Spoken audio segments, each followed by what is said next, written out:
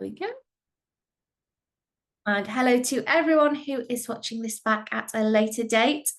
As I mentioned earlier, today we're going to talk about ethical storytelling. So really how you can share those impactful case studies, those impactful those stories that you all hold as nonprofit organizations, but in an ethical and in an empowering and dignified way. So we've got lots to cover today. So let's take a look at our agenda. And as I mentioned, today's session is all about digital storytelling and how you can showcase your impact through those digital narratives in that ethical way. So we're going to start off just with some welcomes and some introductions. We're then going to take a look at our learning outcomes. So they're really what we hope for you to be able to achieve by the end of today's session. We'll then start by taking a look at the impact of storytelling. So really just recapping some of the points that we discussed in your previous masterclass. And then we're going to start talking about ethical storytelling best practices. We'll also share some examples with you. And you'll also have time for a breakout room activity where you'll get to meet with other organizations as part of this cohort. We'll then talk about a few different AI tools that we have introduced into our platforms that will really support you in actually sharing your case studies and sharing your stories in that ethical way before we end with your final next steps and any questions that you might have for the team as well. So that's the agenda for today. We'll start just with some introductions. Now, I know I have met many of you on the call today before in one-to-ones and previous live sessions, but for anyone who I haven't met before, I am Naz, and I'm one of the digital communication coaches at Lightful, and I support all of our organizations throughout their bridge journey. So you'll see me in one-to-ones, you'll see me in live sessions, you'll see me on some Lightful Academy courses, and also in our different community spaces as well.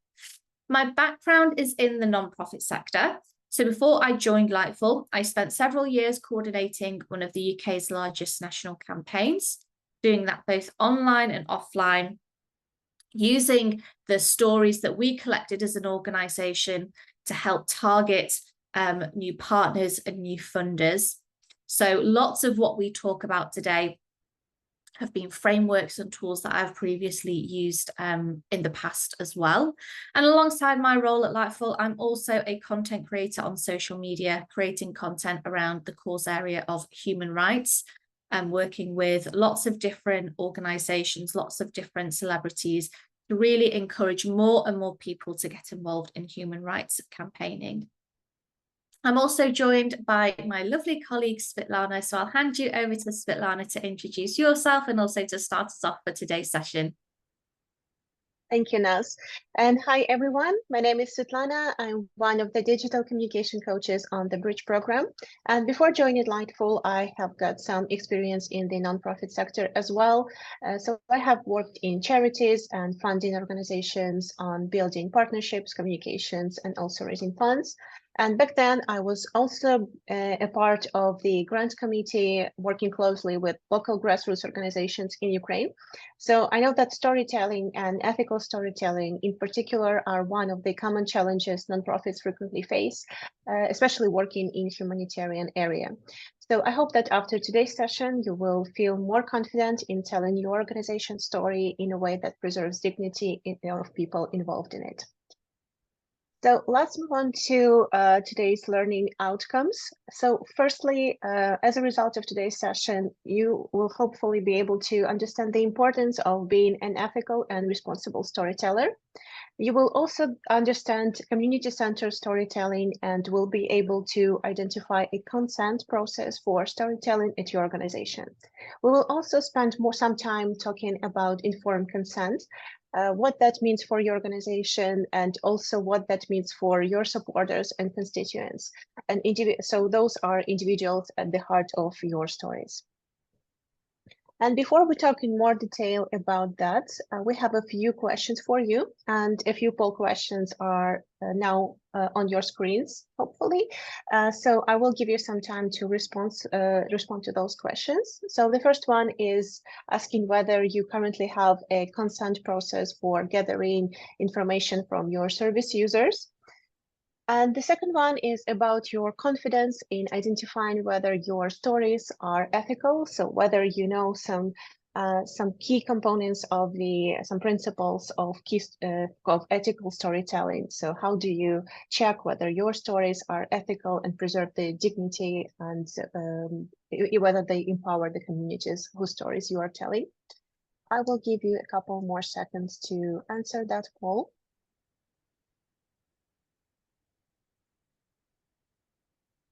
And I see that many of you are now feeling quite confident in identifying whether your stories are ethical. So I hope that after reviewing today's webinar, you will have even more confidence in identifying whether your stories preserve the dignity of the heroes of your story.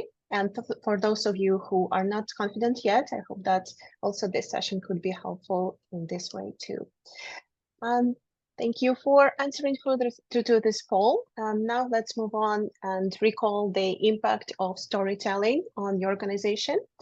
So as you may remember from our masterclass on storytelling with impact, storytelling is a powerful tool to create an emotional connection between the cause of your nonprofit organization and your audience. So we know that everything starts with the words and the language that you use. But does our language reflect the experience of everyone? Words can be a tool for many things. They can be a tool for negative things like racism or misogyny, but words can also be a tool for change. So for inclusiveness, for freedom, and words can have the power to prevent categorization of human beings, to stop reducing them to things like gender, sexuality, race, and any other category. Stories and words can really enable us to value each community, group, and individual, and amplify the voices of marginalized groups and communities.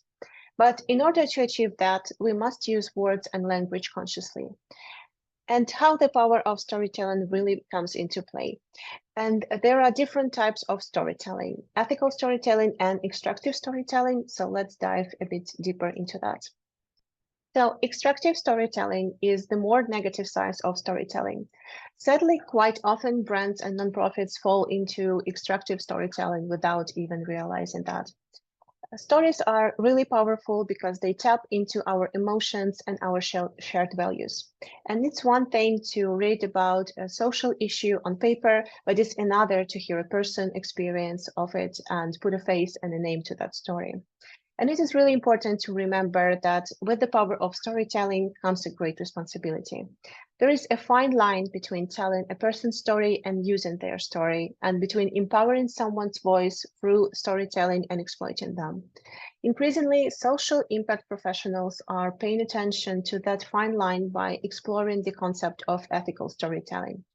So we have established that storytelling is a really beneficial tool for nonprofits to use in their digital communications.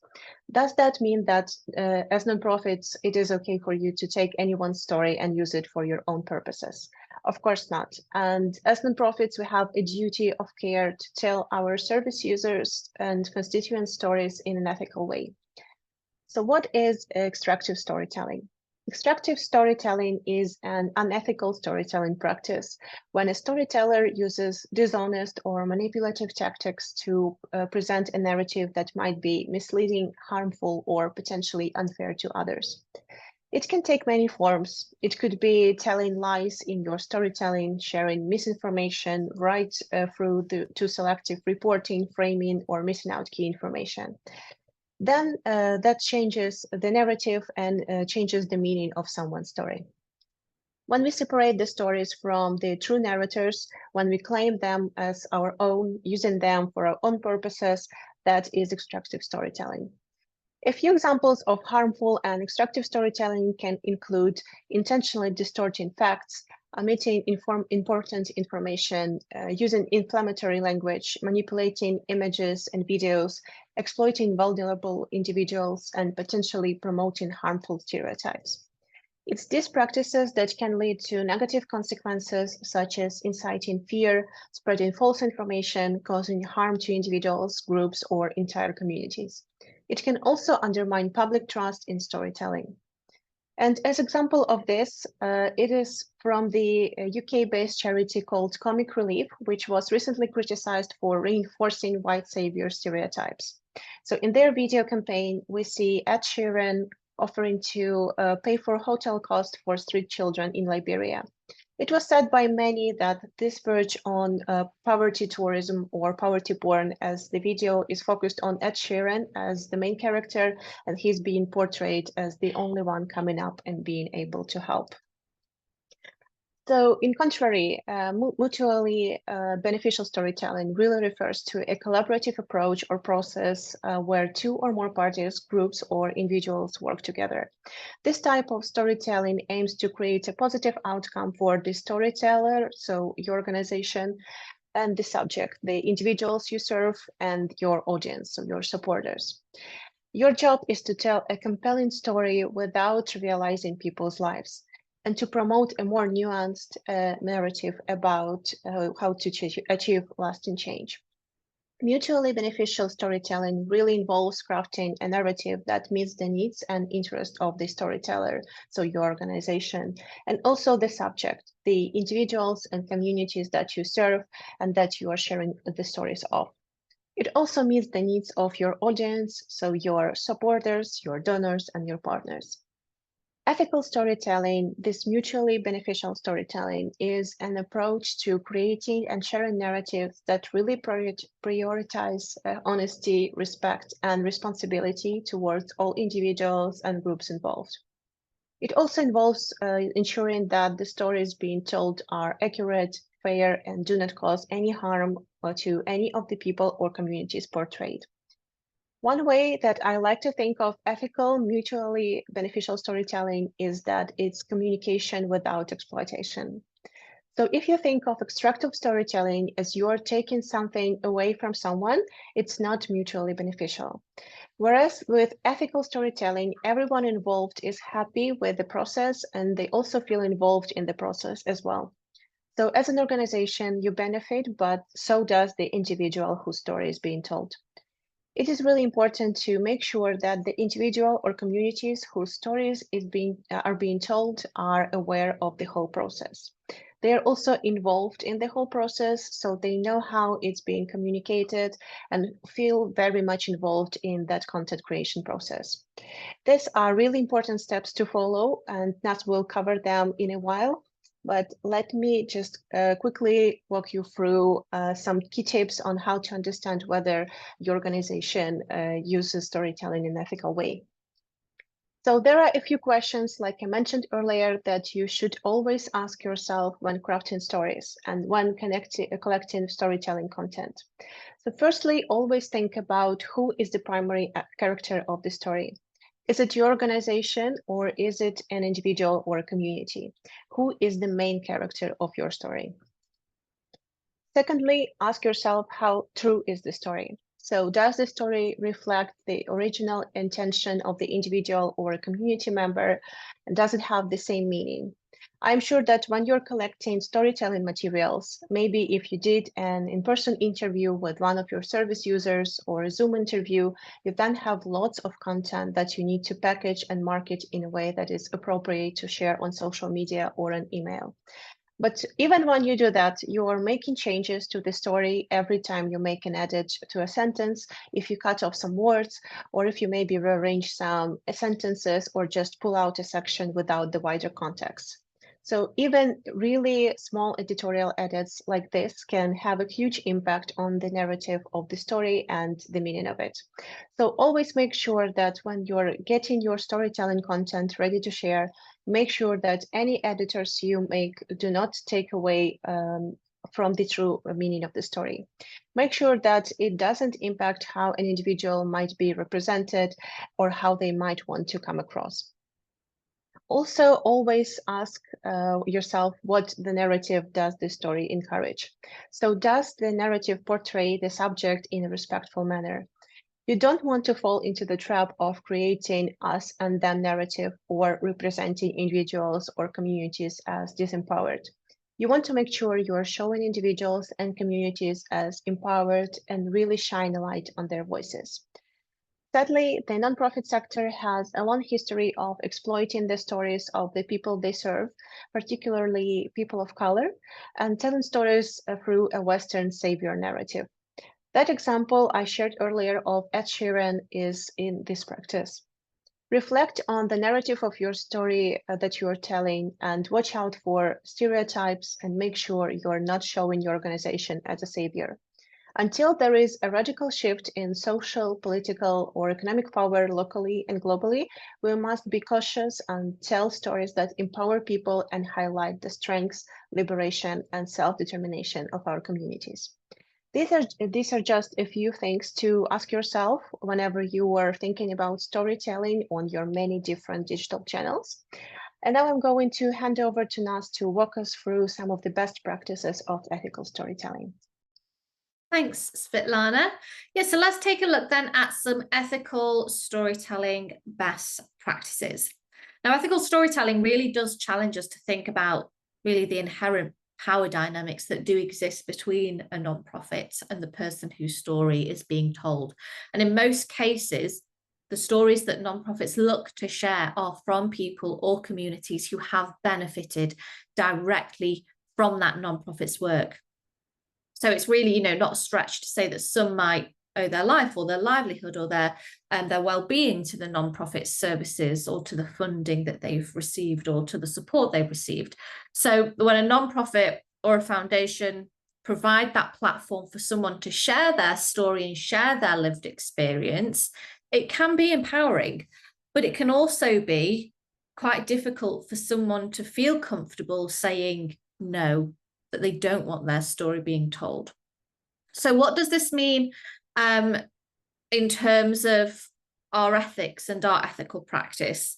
Is someone consenting to share their story authentically because they want to, or could they feel pressured to consent because of those power dynamics? And falling into the trap of, acting as a savior to help others is a real concern that nonprofit communicators need to fight against if we are going to do our work ethically.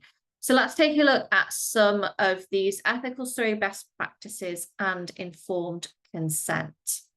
Now, there are 3 areas to consider in the storytelling process to make sure that we do follow ethical practices. And these are policies and processes, the substance of your story, and how the story is presented. So let's start with policies and processes. And this really encompasses how you gather stories, encompasses safeguarding and security and that informed consent. Now, informed consent is all about understanding and representing lived experiences whilst also being aware of the power dynamics and potential biases that might be present. And it ensures that the individual fully understands how their story will be used and where it will be used, and that their privacy or even their anonymity is respected if that is something that they want. So whether their story is going to be showcased on social media or in a blog post, maybe through those printed offline materials, is it going to be used in internal emails, external emails? You really want the individual to know exactly where that content is being shared and what channels it will be shared on. It's not a case of just gathering the information and then doing as you please with it. You also want them to understand how that story could possibly impact them. So if they're giving their name, they're giving away their personal details. So it's helpful to make them aware that it might get some attention, people might try and contact them, or might potentially find out what community they're living in. So it's making them fully aware of how potentially the story might impact their lives and themselves as individuals, but then also giving them that option to change these key pieces of information if they wish to do so. And this is where their legal rights coincide with your ethical obligations. Now, we have a media consent form, which Sabina has just shared in the chat, which is really, really helpful. It's a great document to use when you're gathering stories. So make sure that you have a record of the individual's consent using this form, Whether their story is going out by email, social media, whatever the purpose, you need to collect that informed consent from them. So check that document out. And you'll also see on that form that you can make it really clear exactly how long the story will be used for, what the storyteller has consented to, whether that's being recorded, interviewed, or photographed, and whether that person would like their identity protected in any way. You also want to always make sure that even though they give their consent to share their story at a given time, that they also have the option to revoke that consent if they wish to do so at any point. So it might be that at a later stage, they no longer want to have their story shared for any reason. That is their right to do so. And you always want to make sure that they can revoke that consent easily. So it's important that they know who to contact at the organisation to be able to do that. And that's something that you want to be able to communicate to them at the start of the storytelling process so that they are aware that they have that option. And not doing this, not following these processes, can be very, very harmful to your organisation, not only reputationally, but also potentially financially. For example, in Europe, sharing someone's personal information, such as their image, without their consent would be a breach of data protection regulations. And that can result in a huge fine. And it can also result in the actual loss of the charitable status for that organisation. Now, everywhere has their own regulations, has their own data protection rules. So you need to make sure you are following those to avoid any legal or financial implications. So store people's information securely, have a system in place that keeps a record of where their stories have been used so that you can then undo that work if that individual does withdraw their consent. You also need to know that the individual is in a position and has the ability and confidence to actually agree to share their story and to give that informed consent. So if you work with younger children, they don't have the capacity to give that informed consent. They might be too young and they don't know what it means to give that consent and the implications that it can have. So think about who needs to give consent on their behalf. So the parents and their guardians. Legally, you must involve caretakers in obtaining consent for minors. Saying this, it doesn't mean that minors shouldn't be involved in the process at all, especially older children and teenagers. They are very much capable of giving you feedback on how they feel, how they're represented.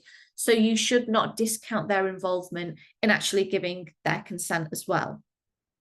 You also want to make sure that they understand just in general what the whole storytelling process is and what the goal of sharing their story is going to be as well. So for example, if you're using the story for a campaign, let them know about that campaign, what your objectives are, what you're hoping to achieve, and really make them feel part of it. It makes it much more exciting for them, whilst also just adding to the full picture of that informed consent if you share the full context.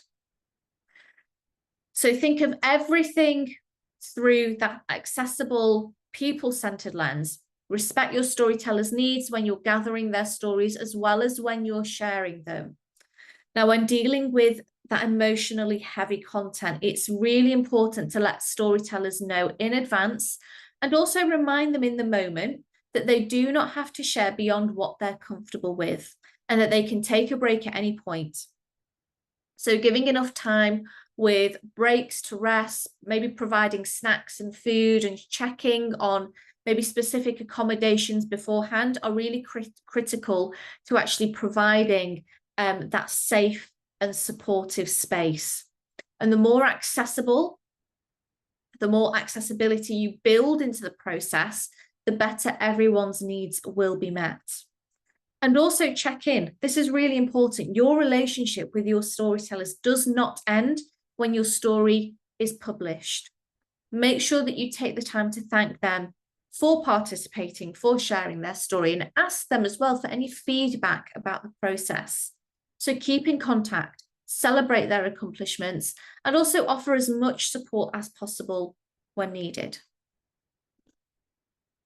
So now we come to the substance of your story. Now, strength-based storytelling is an approach that really focuses on identifying and highlighting the strengths, the skills, and the positive qualities of individuals, groups, or communities, rather than dwelling on, for example, their weaknesses or the challenges or the problems. And so this approach really shifts the narrative from deficits to assets, from those problems to possibilities, and from challenges to potentials. So leaving aside what's often referred to as Svetlana mentioned earlier, as that poverty porn, so disempowering communities or individuals, and instead really focusing on strengths and solutions and a hopeful future. So you want to emphasize the power of well-being, the power of resilience and growth.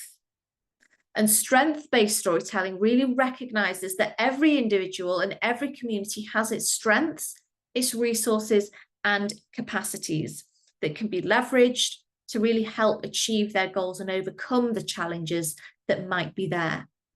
Now, in practice, strength-based storytelling involves gathering stories, getting those narratives and insights from groups, and then analyzing those to identify patterns of strengths and those success stories. And these stories are really great because they inspire your audience, they motivate and empower others, as well as inform policies, practices, interventions that are much more strength-based and effective. So in order to make sure that your storytelling follows those strength-based narratives, you really want to pay attention to the language that you use in your storytelling. So use terms that empower individuals. For example, it's really unhelpful to call the community poor. They aren't poor, they're economically oppressed. So be really mindful of the language and how you're using certain terms, because even one word or one sentence can impact a stereotype or the categorization of a group of people, which you by all means want to avoid.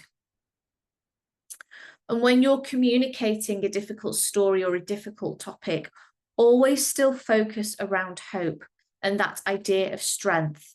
So if you're talking about something difficult, always end your story on a positive note.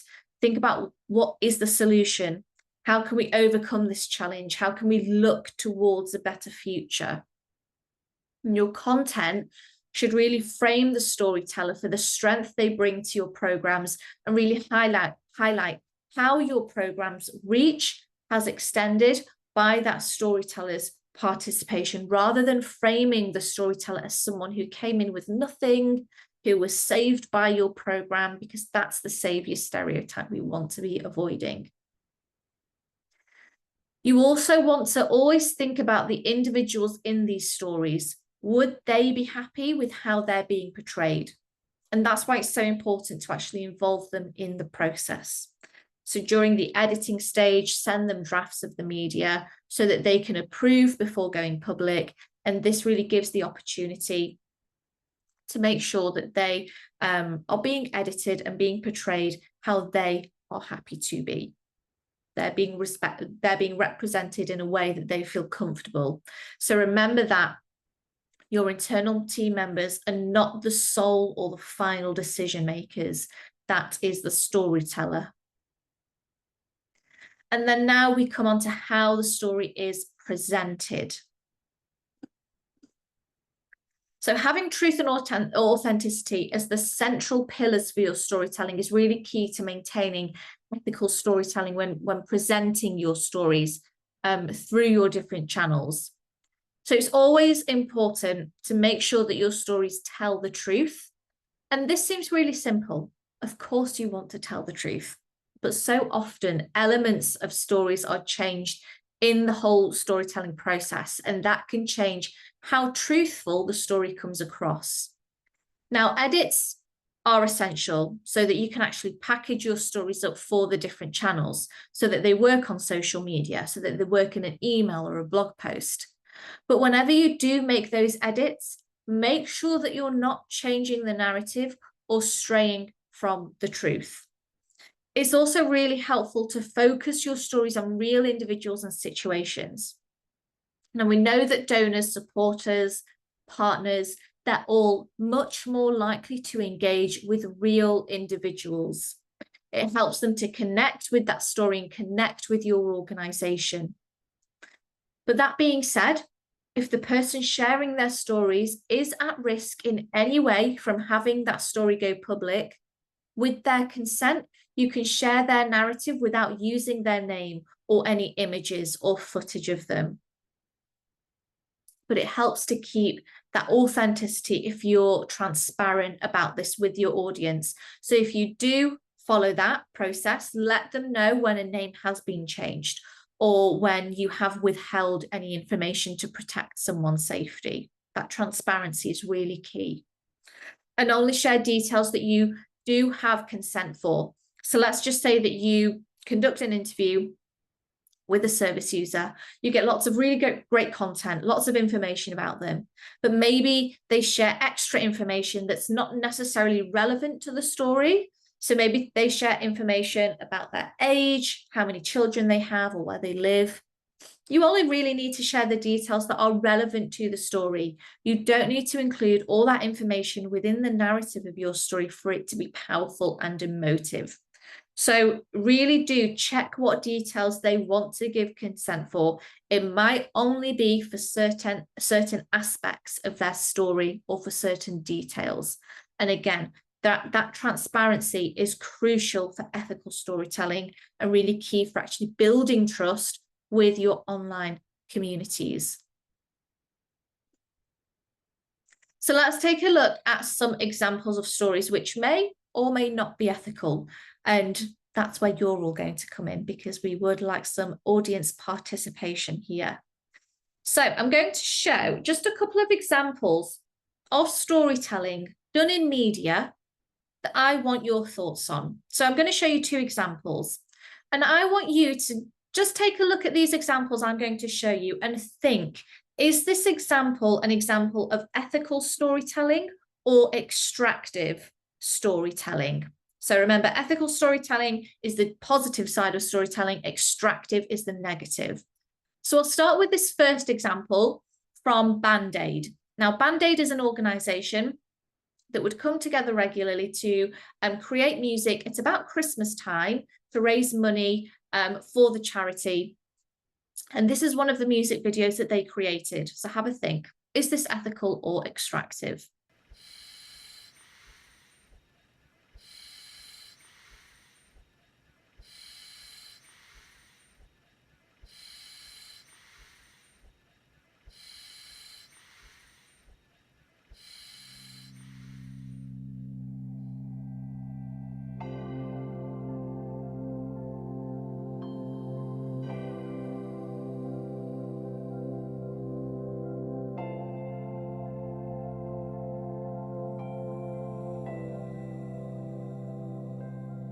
It's Christmas time.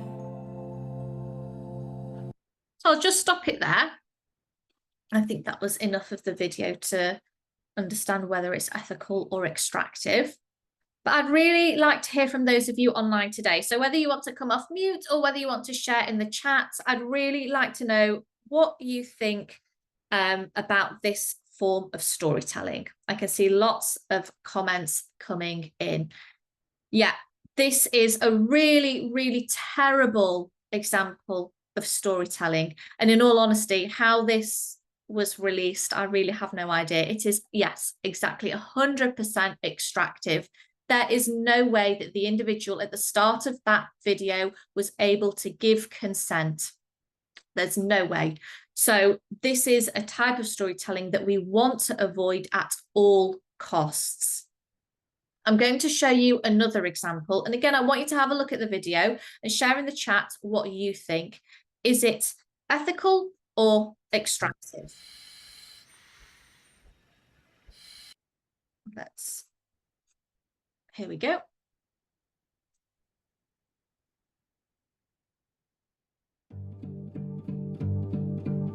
Ya ton me yong sifula kelbal.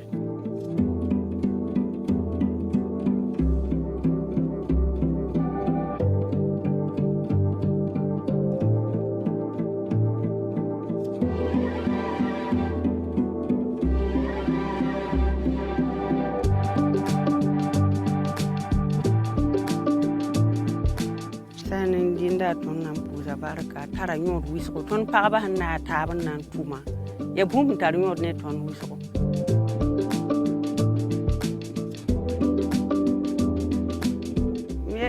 Tir ida nyaagda tondo.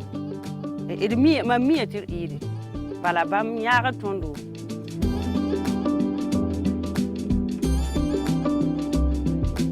Ton ne ton biwa itsan tuwo toni.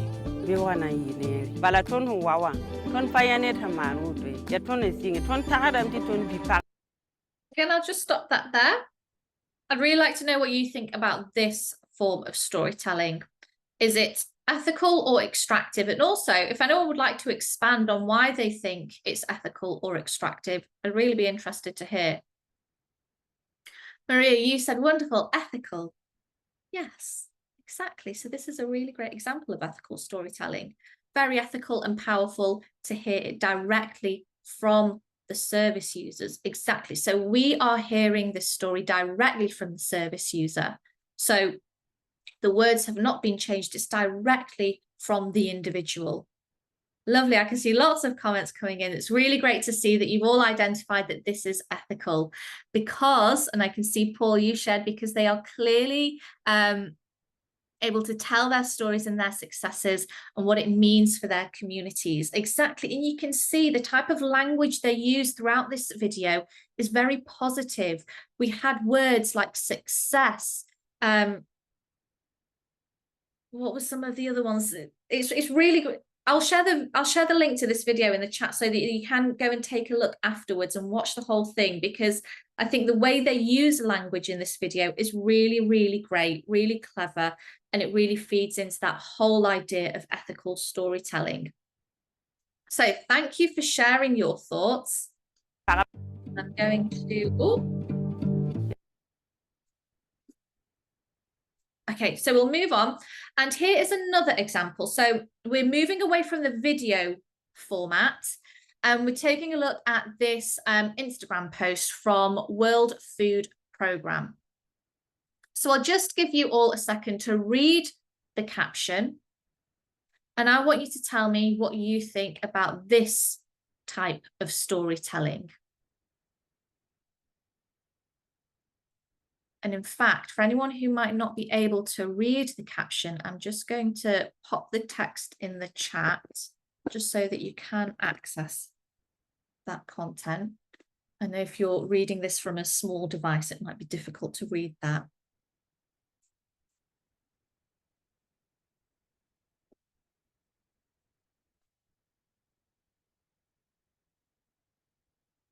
What do you think? Or do you think there could be anything in this form of storytelling that could be improved?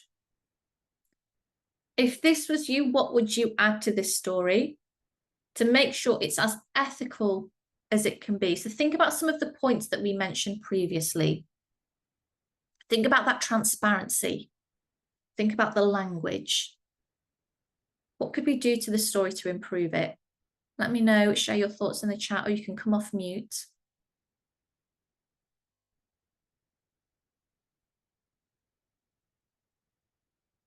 Maria, you said it gives a bit too much information, maybe. Oh, I'd be interested to think why you think it's too much information. Can you expand on that?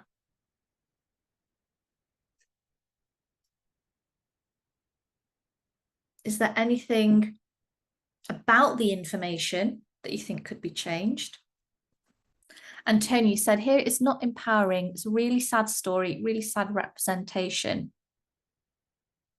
So could we alter the language here? Can we make the language more positive, focusing on the strength, So focusing on the positives, how the organization has really supported these communities. Maria, you mentioned here details about her family. Yeah, exactly. So as I mentioned earlier, are the details that they're sharing here really essential for the story to be powerful? Inina, it's descriptive but seems within the limits. However, the call to I'm assuming you meant call to action is vague. So really great point there. What is the actual call to action? What do we want the audience to get out of the story? What do we want them to do? These are all really great points coming in. So keep them coming because I'm going to be reading them. But I'm going to hand over to Svetlana because I know we are running out of time. And I want to make sure we get through all of the content today. But keep those comments coming in. It's really great to see those. Thank you, Naz. So let's just sum up that the stories have the power to bring people together and really inspire change. And they also have the power to change behaviors and thought patterns, leading to more positive outcomes for your local community, but also on global scale as well. Storytelling goes beyond creating awareness. So it also helps create empathy. And we know that empathy leads to action. Whether that action is making a donation or attending an event, or whatever the action is actually changing behaviors. Storytelling has such huge potential for promoting social justice and equity in communities and at scale as well. In addition to this, ethical storytelling also encourages the use of storytelling as a tool for positive social change, promoting understanding and empathy and inclusivity, and also giving a voice to those who are marginalized and underrepresented in the society. Ultimately, ethical storytelling really seeks to create a more just and equitable world and foster positive change. So it is so much more than just showcasing stories. It is about showcasing behaviors and changing attitudes. There is so much potential with storytelling. So hopefully after today's session, you can recognize that, but also recognize the responsibility that comes with it and understand how to be ethical and responsible when gathering, sharing, and storing stories. And all of these best practices apply to the stories that any of you can share, not just your service users and supporters, but also those stories of your board members, trustees, funders, and volunteers. Whoever the story centers around deserves to have their story shared following these ethical principles. And to help you with the ethical storytelling, here at Lightful, we have developed a tool that uses AI to review your draft storytelling content and flag ethical considerations and best practices. And we'll have some time to use it during your breakout room activity. Just before that, I will show you quickly how it works. So let me quickly share my screen. Here we go. So here is our ethical storytelling tool that is available on the Lightful social platform. And here is the start page of it. So just to start, you can click on Start a New Story. And you can simply paste your story here. So it can be a story of any length. So it could be, for example, your blog post or a social media post. And so basically any story that you would like to check whether it is ethical. So you can post that, and if you would like to, you can also add a title to the story, so it would be easier for you to find it later. And you can also add the story's purpose. So you can describe what you would like this story to complete, what you would like to achieve with sharing this story. So would you like to, for example, raise awareness about the issue, or would you like to attract more volunteers or raise some donations? So let's just type raise awareness about the issue, and then we can click on Get AI Feedback, and our AI assistant Lumi will check on your story to check whether your story serves your purpose and whether it responds to all of the key principles of ethical storytelling that we have just mentioned. So authenticity, dignity, empowerment, transparency, context, and consent. And we can see now that it has given us a few, a really broad overview of the story that we have shared, and it has also suggested some improvements of what you can add to this post, just to make it more, to add more ethical considerations to this post. And it also suggests you to get the consent of the person that you have mentioned in the story. And here you can also click to learn a bit more on whether this story serves the purpose. So whether it provides enough details to share what you would like to achieve, and whether it includes the clear call to action for the people who are reading this story. And after you have checked your story for ethical considerations, you can post it directly on your social media channels that you have connected to Lightful social platform. So you can just simply click on post the story and select the account that you would like to post the story to. And now let's move on to our breakout room activity. So let me just stop sharing my screen for a second. So we can now move on to our breakout room activity, and in your breakout room groups, we would like you to test your storytelling content using Lightful's ethical storytelling feedback tool that I have just demoed. So as a group, you can post a piece of storytelling content into the review box when you have followed the link. And that written content could be a blog post or a social media post or email copy or campaign material, or so any kind of copy that you have. The tool will take a minute or two to review your content and then share feedback using AI to rate your content on key ethical storytelling criteria. And I know that we are running out of time, so I think that we can now split you into the breakout rooms, and you can start by simply pasting some of the copy that you have, some of your recent posts that you have used to share your story. So I will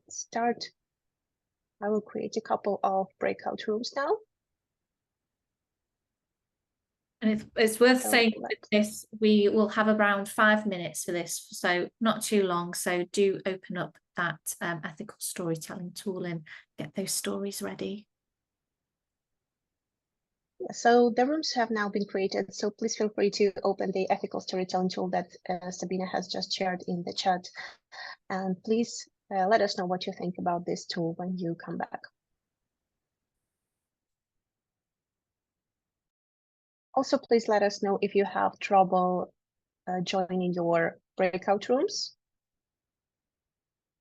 So please let me know whether you see the pop-up on your screens, whether you have any challenges with joining the breakout rooms.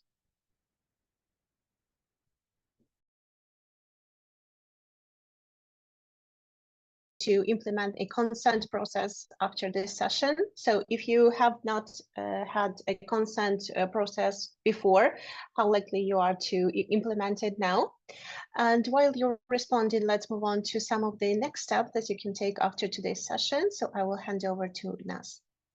Perfect. Thanks, Ilana. And yeah, hopefully you found those breakout rooms useful just to test that tool, but do go and use those. Maybe spend a bit more time on those, maybe after the session or in your own time. We've had really great feedback on those. So, you know, getting your feedback on it as well would be really helpful to us. But let's take a look then at some next steps. Now, the first step, very obvious step, is that we would like everyone to make sure that they have implemented a consent procedure into their storytelling process. If you haven't already, then please do go ahead and use the Lightful consent form, or maybe you do already have a consent procedure, but you want to take some elements from our consent form, then please do go ahead and use that. You can use the consent form within your own organisation. As I mentioned, it's a really kind of comprehensive document.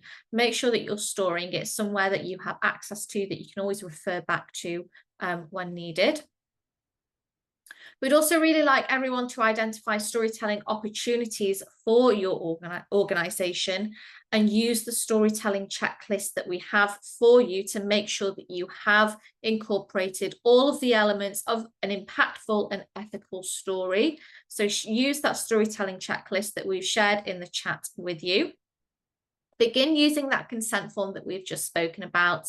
And you also have the option to learn more about Lightful's storytelling with ethical impact tool by completing the e-learning course that we have for you, and review your stories using the tool on the Lightful social platform. So we've got links to all of those actions in the chat. And finally, to book a digital coaching call with the team and speak to the Bridge team to really identify new storytelling opportunities for your organization and also get feedback on your story. We have lots of one-to-ones where we do focus on stories and storytelling, and we get sent lots of kind of content to review and share feedback on. So please, if you would like that feedback, share your stories with us, because we would love to review them, love to share that feedback with you. We've also got a very exciting guest session coming up for everyone who's taking part in the Bridge program. And this session is going to be hosted by educator, content creator, author, and TEDx speaker, Kate Hall. And she's going to be sharing her expertise and her tips on how nonprofits like yours can build relationships with social media influencers to help increase their visibility and raise awareness of their work. Now, this session is an exclusive session for our Bridge participants. You will need to register for this event. The registration link is in the chat now. So if you haven't registered to that already, then please do go ahead and do that. That will be held on the 27th of August at 6 p.m. British Summer Time. We also wanted to take a moment just to share some details about all of our all of our AI tools that we have recently launched at Lightful. And you can see some information about all of those on the screen now. So we have our AI Persona Creator. So this tool is designed to help you create those really detailed audience personas that support you in creating more effective, more engaging content online, so that you can better engage and actually attract support on your social media pages and on your websites. We then have the AI ethical storytelling tool, which you've just used. And we also have our AI compose feedback tool. And this is, you'll see this when you go to create content via the Lightful social platform. It's a little button that says get AI feedback. And when you create your captions on your social media, you can click that button and it will give you feedback on how to make your captions more engaging, more enticing, and more effective in actually driving that engagement from your audience and driving them to take the actions that you want them to. So make sure that you do take some time to check out those tools. We'd also really like you to join your community space on Facebook. So we'll leave this QR code open for you if you haven't yet joined your Facebook group. But to end, I will stay for an extra few minutes. If the rest of the team have to hop off, that's no problem. But if you have any questions, then please do feel free to ask us now. You can either come off mute or ask those questions in the chat. Maria, I can see you have shared a comment. We have a general consent where the parent, professional, or deaf-blind person approves to use the video, picture, and other content in reports, networks, and all. I think that is okay. We can implement to share before with them the idea of a history about them and other strategies. Yeah, for sure. And I think it's also really important, Maria, you mentioned really important points there, but also making sure that you do communicate the fact that they do have that right to revoke the consent if they ever change their mind, and making sure that you know exactly where that content has been published. So in case they do revoke that consent, you know exactly where to go to then take the content off wherever it's been published. But I think it's really great that you have that in place already.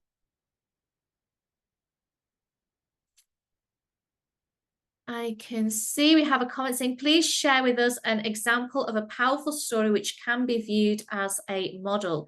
We do actually have a Lightful Academy course, if I'm not mistaken, with examples to digital storytelling and best practices. So we'll share a link in the chat for you to access that, because that will have lots of examples of stories in there. Maria, I see you can say you think that you need a lot of practice to find the right balance. And I think that's a very common challenge that nonprofits face. I do really recommend, Maria, that you book in a one-to-one with us, because we can go through your specific stories from your organization and see how we can actually strike the right balance, and make sure that we're giving you that more personalized and bespoke support. So please do book in a one-to-one. Let's see if there's any other questions. Oh, I can't see any questions. No questions in the Q&A. Okay, you have problems sharing because your stories are in Spanish. So another common problem that we do see is that organizations do sometimes post in, or need to post in, 2 different languages. And that's, as I said, very common. We see that a lot. There are different strategies that you can use to kind of maybe overcome some confusion or overcome those language barriers between your audience. So in that one-to-one, we can definitely talk about some of those strategies, because there are a few different ones that unfortunately I won't be able to go through that today. It will take a little bit more time, but we can definitely discuss that in a one-to-one.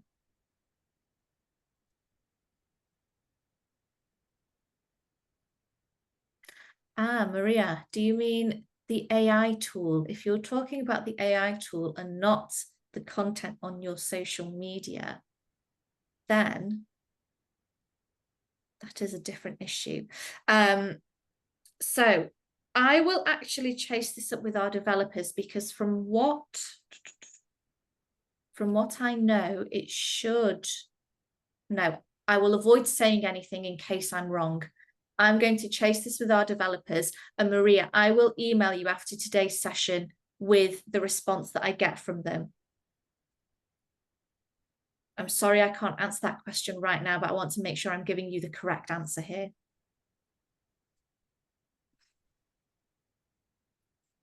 Lovely. If there are no further questions, I will let you all go. It was really lovely to see you all. Hopefully you found today's session really inspiring, really useful. There's a lot that we went through. So as I mentioned earlier, if you want to cover anything in more detail, then please do book in a one-to-one. I know today's topic is a very, very important topic for nonprofits. So if you do need to discuss anything in more detail, then make use of those one-to-ones. But it was great to see you all, and we will see you either in your next live session or in your next one-to-one. Take care, everyone. We'll see you soon. Bye. See you soon. Bye. Bye. Bye. Thank you. Bye-bye. Take care. Bye-bye. Thank you.